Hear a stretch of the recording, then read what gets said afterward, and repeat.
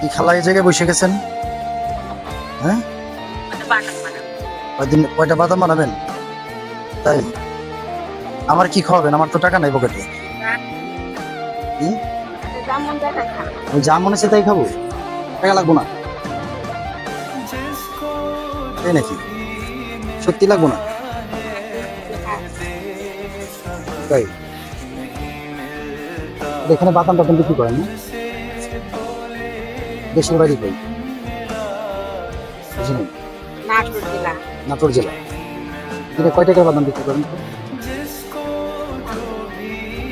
এই যে আমাকে যে বাদাম স্বাদ দিলেন, আপনার বাদাম লস হয়ে যাবে না? লস হবে না? খালি লস হয় না? আপনার ছেলে সন্তান কয়জন আছে? ছেলে না? তাই।